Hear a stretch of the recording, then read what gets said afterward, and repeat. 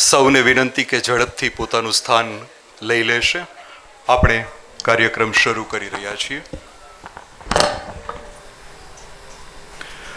નગીનદાસ સંઘવી સ્મૃતિ સમિતિ વતી હું આપ સૌને આવકારું છું. વર્ષ 2026નો નચિકેત એવોર્ડ માટે આપ સૌનું અત્રે સ્વાગત છે. સૌ પ્રથમ આપણી પરંપરા મુજબ ઉપસ્થિત મહેમાનો અને પૂજ્ય બાપુનું પુસ્તક અને તલગાજરડાની પ્રસાદી વડે સ્વાગત કરીશું. સૌથી પહેલાં હું વિનંતી કરીશ કૌશિકભાઈ મહેતા કે બાપાની દીકરી ઉષાબેન દોશીનું સ્વાગત કરે.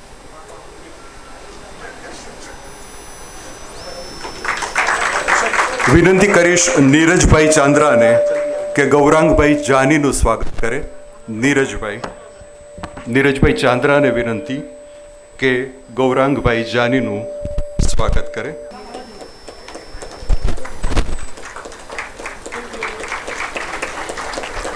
મહેન્દ્રભાઈ પટેલને વિનંતી કરીશ કે આજના એવોર્ડી દેવાંશીબેન જોશીનું સ્વાગત કરે.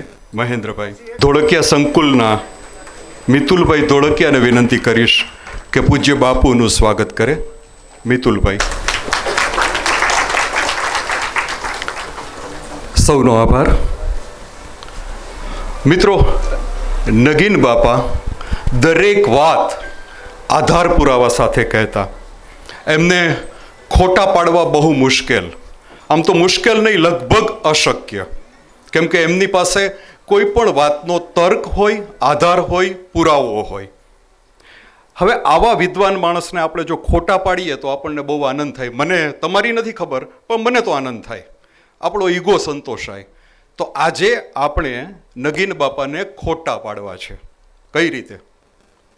નગીન બાપાનું કોઈ વખાણ કરે અથવા તો આદર આપે એટલે એ હંમેશા કહેતા કે આ તો હું ઉપસ્થિત છું, સામે છું, એટલે લોકો મને બોલાવે, આદર આપે, સન્માન આપે, વખાણ કરે.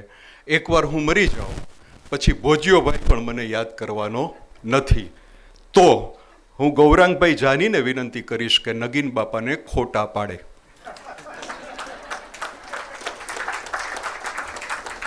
માનનીય બાપુ, મંચસ્થ મહાનુભાવો, બહેનો, ભાઈઓ અને અન્યો,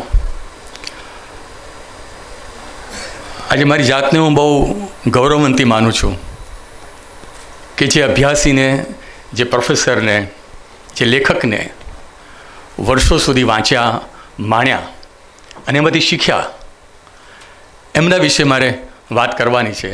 એ ખરેખર એક ગૌરવની વાત છે. એક આફ્રિકન કહેવત છે કે એક બુઝુર્ગની વિદાયની સાથે આખું એક પુસ્તકાલય દફન થઈ જાય છે. When a elder dies, a library burns to the ground. પણ નગીનદાસ સંઘવીએ એને ઊંધું કર્યું છે. જ્યારે એક લખતો માણસ, એક વિચારતો માણસ, એક ઝઝૂમતો માણસ, એક નીડર માણસ આપણી વચ્ચેથી વિદાય લે છે ત્યારે બહુ મોટું પુસ્તકાલય એ સર્જીને જાય છે. અને એ પુસ્તકાલય આજે પણ એમના લખાણોમાં, એમના વિચારોમાં, એમના ભાષણોમાં આપણે બધે જ જોઈ શકીએ છીએ. અને હમણાં જ થોડા વખત પહેલાં સલીલ ત્રિપાઠી એનું બહુ સુંદર પુસ્તક ધ ગુજરાતીઝ પ્રકાશિત થયું અંગ્રેજીમાં. બાપુ 750 પાનાનું આ પુસ્તક છે. એ મેં વાંચ્યું અને પૂરું કરીને થોડા જ સમયમાં કૌશિકભાઈનો ફોન આવ્યો કે તમારે એમના વિશે બોલવાનું છે. અને એ પુસ્તકમાં 2 ઉલ્લેખો નગીનદાસ સંઘવીના.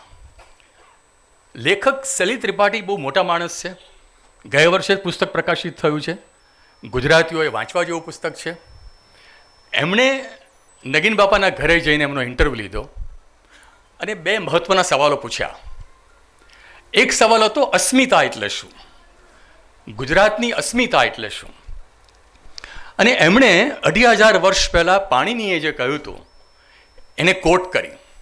અને પાણીનીને કોટ કરીને નગીન બાપાએ સમજાવ્યું કે અસ્મિતા એટલે હું પણ નહીં, અસ્મિતા એટલે અભિમાન નહીં, અસ્મિતા એટલે બીજાને સ્વીકારવાની વાત, બીજાની સાથે સંવાદ કરવાની વાત, એને હું અસ્મિતા ગણું છું.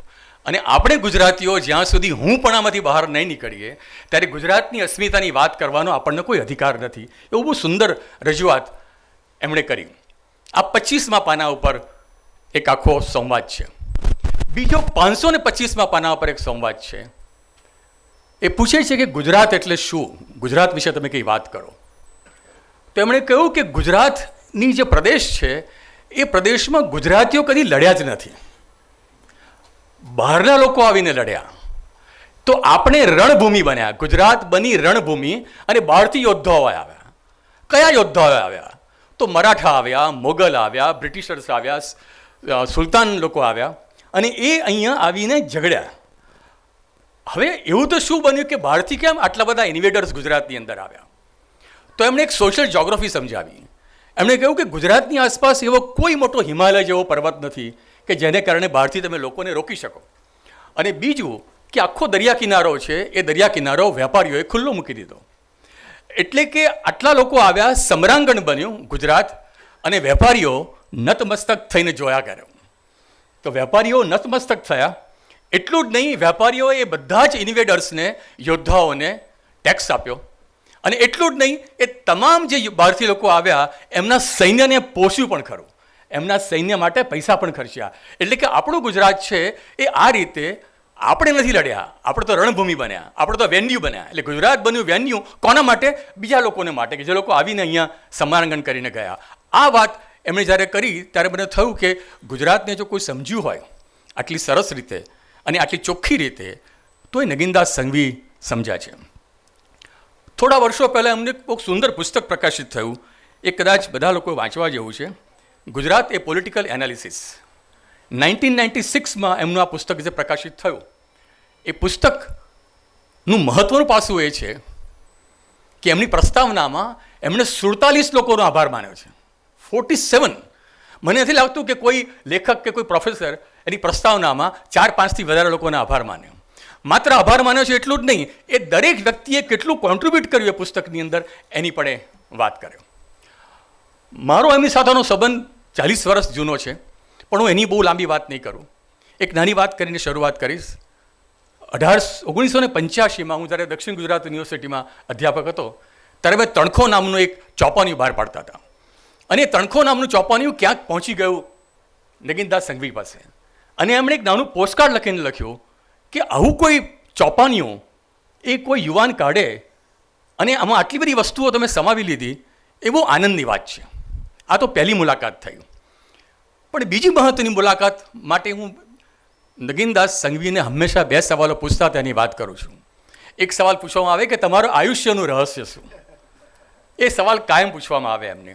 અને કહે કે હું તો કોઈ વ્યસની નથી અને વંશ પરંપરાગત પણ મારા દાદા અને મારા પિતા બધા લાંબુ જીવ્યા હતા, એટલે હું લાંબુ જીવું છું અને રાત્રે હું ઉજાગરા કરતો નથી. પણ બીજો સવાલ એ પૂછવામાં આવે છે કે તમે તો નાસ્તિક છો, તો બાપુ પ્રત્યે કેમ આકર્ષાયા? એમનો સવાલનો જવાબ એ આપે એ પહેલાં એ સવાલનો જવાબ મને પ્રત્યક્ષ મળી ગયો હતો એમની સાથે. બરોબર આજથી 11 વર્ષ પૂર્વે ફેબ્રુઆરી 2015માં એમનો ફોન આવ્યો મારી ઉપર કે ગૌરાંગભાઈ, આપણે સુરતમાં દેહ વ્યાપાર કરનારી બહેનો સાથે બાપુનો સંવાદ કરવો છે અને એમની આરતી થાય ત્યારે બહેનો આવે તો વધારે સારું. મેં કહ્યું કે મારો અનુભવ એવો છે કે આરતી વખતે કેમેરા ઓન હશે અને ઘણી બધી બહેનો પોતાની ઓળખ કદાચ છુપાવવા માટે ઓળખ આપવા માટે તૈયાર ન હોય તો શું કરવું? તો મેં કહ્યું કે સંવાદ કરો એમની સાથે, બાપુ સાથે વાર્તાલાપ કરવાની જરૂર છે. પણ મેં કહ્યું હું તો અમદાવાદ છું, હું તમને સુરતનો સંપર્ક કરી આપું, સુરતમાં સંસ્થાઓ છે ખૂબ સરસ કામ કરે છે. તો કે ના, તમારે જ આવવાનું છે. અને પછી હું ત્યાંથી નીકળ્યો ત્યારે ફોન આવ્યો કે તમારા કારનો નંબર આપો મને. અને મેં તો નિર્દોષ ભાવે કારનો નંબર આપી દીધો. અને રસ્તામાં 2 જગ્યાએ મારી કાર ઊભી રાખવામાં આવી કે સાહેબ નાસ્તા પાણી તમારે કરવું હોય તો. પછી મેં કહ્યું કે આપ મારા વડીલ છો, મારે તમારી સેવા ના લેવાની હોય, મારે તમારી સેવા કરવાની હોય. તો કે ના ના, હું આમાં નિમિત્ત છું જ નહીં. તમારો એક પ્રિય વિદ્યાર્થી છે, એ એન્ટી કરપ્શનમાં સુરતની અંદર ઇન્સ્પેક્ટર છે, જાડેજા. અને એમણે મને કહ્યું કે આ તો સર તો મારા બહુ ફેન છે, હું એનો ફેન છું, એમની પાસે ભણ્યો છું. તો કે એ કરાવે છે, હું કંઈ નથી કરતો આની અંદર. તો એમની જે સાદગીની વાત છે કે મેં આમાં કશું કર્યું નથી, આ તો એક નિમિત્ત છું એની અંદર. અને એ વખતે મારી સાથે બેઠા અને બાપુ સાથે 100થી વધારે બહેનોનો સંવાદ થયો.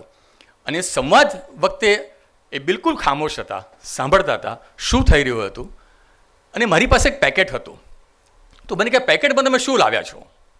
મેં કીધું બાપુ આટલી બધી બહેનો સાથે સંવાદ કરતા હોય તો મારે કંઈક તો બાપુને આપવું પડે ને, એમને આશીર્વાદ આપે તમારે કંઈક તો આપવું પડે. તમે શું લાવ્યા છો? મેં કીધું તમારા મુંબઈમાં રવ દેસાઈએ 1952માં અપ્સરા નામના 5 વોલ્યુમ લખેલા. એ દુનિયાનો અને ગુજરાતનો અને ભારતનો દેહ વ્યાપાર કરનારી બહેનોનો ઇતિહાસ છે, 1250 પાનાનો. અને એ ઇતિહાસ એટલો મહત્ત્વનો છે કે હું એ ગુજરાતની સેક્સ વર્કર બહેનો વતી બાપુને આપવા માગું છું. અને ત્યારે બહેનોએ એમને આપ્યું. બીજે દિવસે કે ત્રીજે દિવસે ચિત્રલેખાએ અને એક બહુ મોટી સ્ટોરી કર્યું, બહુ સરસ સ્ટોરી કર્યું. એ સ્ટોરી કર્યા પછી ચોથે દિવસે એમનો ફોન આવ્યો. મને કહે છે ગૌરાંગભાઈ 2 પારસી ભાઈઓ તૈયાર થયા છે બહેનોને મદદ કરવા માટે. તો મદદ કેવી રીતે કરીશું આપણે? તો મેં કીધું બહેનોને મદદ ના કરો, એમની દીકરીઓને કરો. કારણ કે આ બહેનો એવી ઈચ્છે છે કે અમારી દીકરી આ ધંધામાં ના આવે. તો એ દીકરી માટે શું કરીશું? તો મેં કહ્યું કે સુરતની અંદર એવા કોમ્પ્યુટર ક્લાસીસ છે કે જેની સાથે તમે સંપર્ક કરો અને આ બહેનોની દીકરીઓને ત્યાં કોમ્પ્યુટર ટ્રેનિંગ કે બીજી ટ્રેનિંગ આપવાની વ્યવસ્થા આપણે કરી આપી શકીએ. અને એ રીતે કામ શરૂ થયું. તો બીજો જે સવાલ હતો કે બાપુ પ્રત્યે કેમ આકર્ષાયા, એનો સીધો સાદો જવાબ હું તમને આપી રહ્યો છું કે હું તો નાસ્તિક છું, પણ એમની સામાજિક પ્રવૃત્તિઓ એ એટલી બધી છે અને આ પ્રકારના માર્જિનલાઇઝ સેક્શન્સ ઓફ સોસાયટી, છેવાડાના લોકો સાથે બાપુ કામ કરે છે, એ અમારા માટે બહુ આનંદ અને ગૌરવની વાત છે. સૌથી વધારે મહત્ત્વનું બીજું પુસ્તક જે એમનું છે એ કદાચ આપણે સૌ જાણીએ છીએ, અત્યારે ઉપલબ્ધ નથી, રામાયણની અંતરયાત્રા. અને દેવાંશીબેનને અત્યારે જે એવોર્ડ મળી રહ્યો છે એટલા માટે વ્યાજબી છે કે નગીનદાસ બાપાએ બહુ જ મોટો સંઘર્ષ ખેલ્યો આ ગુજરાતમાં પોતાની વાત કરવા માટે, નિખાલસ ભાવે વાત કરવા માટે. આજકાલ ગુજરાતની યુનિવર્સિટીઓમાં અને કોલેજોની અંદર ભારતીય જ્ઞાન પરંપરા વિશે સેમિનાર થાય છે, ઇન્ડિયન નોલેજ સિસ્ટમ. પણ એનો એક શરત એવી છે કે તમારે એના વખાણ કરવાના, તમારે એની ટીકા નહીં કરવાની. અને કોઈ પણ જ્ઞાન પરંપરા હોય એ જ્ઞાન પરંપરાના વખાણ પણ હોય, એની ટીકા પણ હોય. જો આજે નગીન બાપા જીવતા હોત તો આ પુસ્તક હું બધાને ભેટ આપત કે જે લોકો ભારતીય જ્ઞાન પરંપરાની વાત કરે છે અને એની અંદર આ જ્ઞાન પરંપરાની વાત એમણે કરી. એમનો એક નાનો પેરેગ્રાફ વાંચવા માગું છું કારણ કે કદાચ નવી જે પેઢી છે એ પેઢીને એનો ખ્યાલ આવે. જ્યારે આ પુસ્તકની પહેલાં એમની જ્યારે જનસત્તા સમકાલીનમાં એમની કોલમ શરૂ થઈ રામાયણ 1985માં, 1.5 મહિનામાં બંધ થઈ ગઈ. ખૂબ વિરોધ થયો. અને શું થયું એમના મનની અંદર એની વાત વાંચી સંભળાવવા માગું છું. અને એક સરસ શબ્દ વાપરે છે ગુજરાતીનો, આ ગ્રંથના ઉઘાડ પડદા તરીકે, આવો શબ્દ મેં પહેલી વાર વાંચ્યો, ઉઘાડ પડદા. આ ગ્રંથના ઉઘાડ પડદા તરીકે લેખમાળા રામાયણ મુંબઈના સમકાલીન, અમદાવાદના જનસત્તા અને વડોદરાની લોકસત્તાની સાપ્તાહિક પૂર્તિમાં 1985ના જાન્યુઆરીની 13 તારીખથી ફેબ્રુઆરીની 24 સુધી પ્રસિદ્ધ થઈ હતી. આ લેખમાળાથી ઘણો ઉહાપો મચ્યો. થોડા વિદ્વાનોએ આવકાર આપ્યો, પણ નિંદાત્મક પત્રો રોજના 1000ના હિસાબે ઠલવાયા. ભાતના દોષારો પણ થયા, હુલ્લડબાજી થઈ, અખબારનું વિતરણ કરનારને માર પડ્યો, કેટલાક અંકોની હોળી કરવામાં આવી, સામાયિકનો બહિષ્કાર થયો, સંચાલકોના દરવાજા ખખડાવી નાખવામાં આવ્યા, તંત્રીઓ શ્રી હસમુખ ગાંધી અને સ્વર્ગસ્થ જયંતિ શુક્લ પર ભયંકર દબાણ લાવવામાં આવ્યું. અંગત પજવણીની તો વાત કરવાનો અર્થ નથી અને છેવટે આ લેખમાળા અધૂરી સમેટી લેવી પડી. તોફાની અને આપખુદ લોકો મતભેદને કચડી નાખવા એટલી હદે ગયા કે આક્ષેપોનો જવાબ આપવાનો મૂળ લેખકનો હક પણ તંત્રી સાહેબે નકારવો પડ્યો. આ 1985માં એમણે સહન કરવું પડ્યું હતું. 85 પછી ગુજરાત ઘણું બદલાયું છે, પણ એ બદલાતા ગુજરાતની અંદર જો આજે ફરી પાછા એ સજીવ થઈને પોતાની વાત કરવાની મૂકે તો મને લાગે છે કે એમને પણ આટલો જ વિરોધ અત્યારે એમને સહન કરવો પડે. આજકાલ આપણે ત્યાં કંઈ પણ પશ્ચિમના તહેવારો ઉજવવામાં આવે ત્યારે બહુ મોટો વિરોધ થાય છે કે આપણે આ નહીં ઉજવવું જોઈએ, તે નહીં ઉજવવું જોઈએ. પણ એમના વિશે એક નાનું એમનું વિધાન બહુ મહત્ત્વનું છે જે આજે મને કોટ કરવાનું મન થાય છે. અન્ય સમાજના આચાર વિચાર અથવા વેશ પહેરવેશ, ખાનપાન, ગીત સંગીત, નૃત્ય, કાયદાઓ કે શાસ્ત્રો, સાધન સરંજામ અપનાવી લેવામાં કશું ખોટું કે ખરાબ નથી. માત્ર પોતાના જ કોશેટામાં સજ્જડ બંધ રહેનાર સમાજ સડીને ગંધાઈ જાય છે અને તેનો નાશ પણ થાય છે.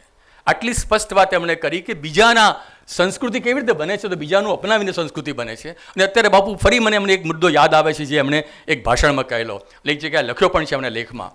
એમણે એમ કહ્યું કે હું બાપુ પ્રત્યે કેમ આકર્ષાયો, અને બીજો જવાબ પણ હું તમને આપું. એમણે એમ કહ્યું કે અસ્મિતા પર્વની અંદર સર્વધર્મની ચર્ચા પણ ચાલી હતી, અને દરેક ધર્મના મૌલવી હોય કે ખ્રિસ્તીના હોય બધા લોકો ત્યાં હાજર હતા. એમણે કહ્યું કે બાપુ સામાન્ય રીતે તો મુખ્ય શ્રોતા તરીકે બેસતા હોય છે, પણ એ દિવસે એમણે પ્રવક્તાની ભૂમિકા ભજવવી પડી. એટલા માટે પ્રવક્તાની ભૂમિકા ભજવવી પડી કે ખૂબ પ્રશ્નો આવ્યા, ખૂબ ચર્ચાઓ થઈ, દરેક ધર્મના લોકોએ સવાલો પૂછ્યા, અને એમાં પ્રવક્તા તરીકે વાત થઈ. તો એમણે એમ વાત કરી કે આ પર્વની અંદર જો આટલા ધર્મના લોકો આવતા હોય, સાથે બેસતા હોય, અને પોતાની વાત જો રજૂ કરી શકતા હોય, અને લોકો એને પ્રશ્નો પૂછતા હોય, તો આ બહુ મોટી વાત છે.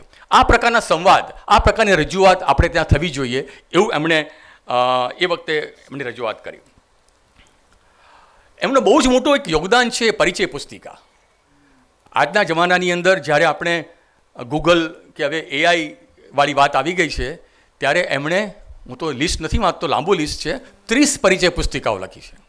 અને 30 પરિચય પુસ્તિકાઓ એ ભારતના રાજકારણ પર, ભારતના બંધારણ પર એમણે લખી છે. આ 30 પરિચય પુસ્તિકાઓ આજે કોઈ પણ નવી પેઢીનો યુવાન વાંચે તો એને ભારતનું રાજકારણ એને સમજાઈ જાય, એટલી મોટી વાત છે. બીજું એમને બહુ જ મોટું કોન્ટ્રીબ્યુશન છે જ્ઞાન ગંગોત્રી શ્રેણી, જે સરદાર પટેલ યુનિવર્સિટીએ થોડા વર્ષો પહેલાં શરૂ કરેલી. એમાં સ્વરાજ ઉપર એમનું બહુ જ મોટું વોલ્યુમ છે કીર્તિદેવ દેસાઈ સાથે, અને એ શ્રેણીમાં પણ એમનું યોગદાન એ ખાસું મોટું રહેલું છે. પણ આજકાલના જમાનાની અંદર સહિષ્ણુતાની વાત ગુજરાતમાં કરવી પડે એવી છે, અને સહિષ્ણુતા કેટલી મહત્ત્વની છે એમના વિશે એમણે એક સરસ વાત કરી છે. હું એમના જૂના લેખ જોઈ ગયો, અને 2014ના તડ અને ફળ શબ્દ પર જેમણે ઉપયોગ કર્યો હતો પોતાની કોલમ માટે, એ દેવાંશીબેન તમને બરોબર જય જમાવટને લાગુ પડે છે. એટલે એ તડ ને ફળવાળી વાત છે, એ એની કોલમનું નામ હતું તડ ને ફળ. અને એના હું 2014ના આખા વર્ષના અંકો હમણાં હું વાંચી ગયો કે એમણે શું શું લખેલું. અને એમણે એક 7મી જુલાઈ 2014ના દિવસે એમણે કળશ પૂર્તિમાં એક લેખ લખેલો, અને એનું શીર્ષક હતું સહિષ્ણુતા શીખવે એ જ સાચો ધર્મ. અને લખે છે, સહેજ ટીકાથી ધાર્મિક લાગણી દુભાઈ જાય તે ધર્મ ભાવના અતિશય છીછરી હોવી જોઈએ. ધર્મ એ શ્રદ્ધા અને વિચારનો વિષય છે. ચર્ચા, વિવાદ, ટીકા, ટિપ્પણી તેની સમૃદ્ધિ છે. લાગણી દુભાય તેણે પોતાની જાતને સંભાળી લેવી જોઈએ, પણ ટીકાકારોને સજા કરવી તે હિન્દુ ધર્મ વિચારનું અપમાન છે. આટલી સ્પષ્ટ વાત એમણે પોતાની કોલમમાં એ વખતે કરી હતી. એ અત્યારે આપણા ગુજરાતને પણ એટલું જ લાગુ પડે છે. બીજો એક નાનો પ્રસંગ હું કહીને મારી વાત પૂરી કરીશ. થોડા વર્ષો પહેલાં મેં મારી ગુજરાત યુનિવર્સિટીમાં વિદ્યાર્થીઓને જૂના પુસ્તકો અથવા તો ક્લાસિક પુસ્તકો ટેક્સ્ટબુક તરીકે ભણાવવાની મેં શરૂઆત કરી. જેમ કે લક્ષ્મીનારાયણ ત્રિપાઠીની આત્મકથા હું હિજડો હું લક્ષ્મી, એ પણ અમે ભણાવી. એક સેક્સ વર્કરની આત્મકથા પણ અમે ભણાવી. એવી રીતે આજથી લગભગ 125 વર્ષ પહેલાં મુંબઈમાં 1877માં ગુજરાતની કહેવાતી ઉપલી જ્ઞાતિઓની પ્રથમ વિધવા પુનર્લગ્ન થયું. અને એના જે વિધવા લગ્ન કરનાર હતા માધવદાસ શેઠ, એમણે પુસ્તક લખેલું 1880માં, એક પુનર્વિવાહની કહાણી. એનું નામ હતું પુનર્વિવાહની કહાણી. મને થયું કે આજની જનરેશનને પણ આ પહેલાં ગુજરાતના વિધવા વિવાહ, અપરકાસ્ટના પહેલાં વિધવા વિવાહ વિશે સમજ હોવી જોઈએ કે કેટલો સંઘર્ષ એમણે એ જમાનામાં કરવો પડેલો. અને કરસનદાસ મુરજીએ એ લગ્ન કરાવેલા એ વખતે. એ બહુ મોટી વાત છે. હવે આ પુસ્તક મને લાઇબ્રેરીમાં મળ્યું, પણ ફાટેલું હતું. પછી કોઈએ મને કહ્યું કે 1980માં 100 વર્ષ પછી આ પુસ્તક ફરી પ્રકાશિત થયું છે. એની પ્રસ્તાવના નગીનદાસ સંઘવીએ લખી છે. એટલે મને થયું કે આ પ્રોફેસર ક્યાંથી ક્યાં પહોંચે છે, કઈ જગ્યાએ વાત લખી શકે છે. અને મેં એક નાનો પત્ર એમને લખ્યો કે આ પુસ્તક જો મને મળે તો મને બહુ આનંદ થશે.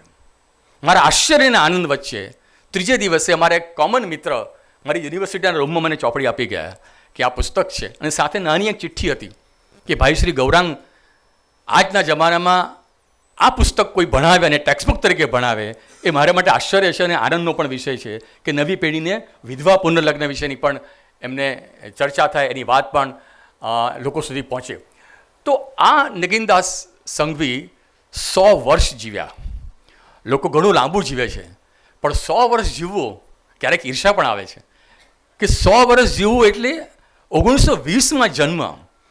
એટલે એમણે બહુ સરસ વાત કરી કે ગુજરાત છે એ સામાજિક અને રાજકીય ચેતનાની દ્રષ્ટિએ ઘણું પછાત હતું, પણ ગાંધી અને સરદાર જ્યારે આ ગુજરાતમાં એમને પ્રવેશ થયો અને આ ગુજરાતની સામાજિક ચેતના, આ ગુજરાતની રાજકીય ચેતના એ પશ્ચિમ બંગાળ જેવી કે મહારાષ્ટ્ર જેવી થઈ ગઈ. એટલે ગાંધીને એમને બહુ સતત મહત્ત્વ આપ્યું છે કે ગાંધી આ ગુજરાતમાં આવ્યા એને કારણે ગુજરાત કેટલું બધું બદલાયું. હજુ આપણે એ ગાંધીનું મૂલ્યાંકન નથી કરી શક્યા કે મારા ને તમારામાં ગાંધી પ્રત્યેક મિનિટે જીવે છે, એની વાત હજુ આપણે કરી શકતા નથી, એની સ્પષ્ટતા નથી કરી શકતા, પણ એમણે સતત કહ્યું કે ગાંધી અને સરદાર એ ગુજરાતને એમણે બદલી નાખ્યું છે. જ્યારે કોઈ પ્રોફેસર પત્રકાર બને એનો એક અદ્ભુત સંગમ હોય છે, કારણ કે પ્રોફેસરની અભ્યાસ વૃત્તિ, એમના લખાણો અને જ્યારે કોલમ લખીએ ત્યારે એમાં વ્યક્ત થાય, આ બે વસ્તુ જ્યારે ભેગી થાય, હું માનું છું કે એવા બહુ ઓછા લોકો આપણે ત્યાં છે કે જે લોકો અધ્યાપક પણ હોય અને કોલમ પણ લખતા હોય. તેમ છતાં નગીનદાસ સંઘવી જેવું તો કોઈ થઈ શકે નહીં કે આટલા બધા વર્ષો સુધી, છેલ્લા દિવસ સુધી માણસ લખે અને કેવું લખે, ક્યાંય એક શબ્દની ભૂલ નહીં. એમના શતાયું થયું એના બધા જ તમે રેકોર્ડિંગ જોજો વિડીયો, એમાં તમને ખબર પડશે કે કોઈ એક જગ્યાએ પણ એમણે આમથી આમ શબ્દ નથી થયો એમનો 99 વર્ષની ઉંમરે. અને હું જ્યારે સુરતમાં એમને લઈ ગયો બહેનો સાથે, ત્યારે એ 95 વર્ષના હતા. વોઝ 95. 95 વર્ષની ઉંમરે કોઈ એમ કે હું બાપુ સાથે બહેનોનો સંવાદ કરવા માટે મુંબઈથી આવ્યો છું અને ચૂપચાપ હું બધું જોઈ રહ્યો છું. હું માનું છું કે આ સાદગી, આ નમ્રતા જે ગુજરાતની એક પરંપરા હતી, ગુજરાતના લોકો સાદગી તરીકે, કરકસર તરીકે બહુ જાણીતા હતા. આજે એ બધી પરંપરા તો સાવ ભૂસાઈ ગઈ છે, પણ એ પરંપરાને કોઈએ જીવંત રાખી હોય તો એ નગીનદાસ સંઘવીએ. આભાર. જય જમાવટ.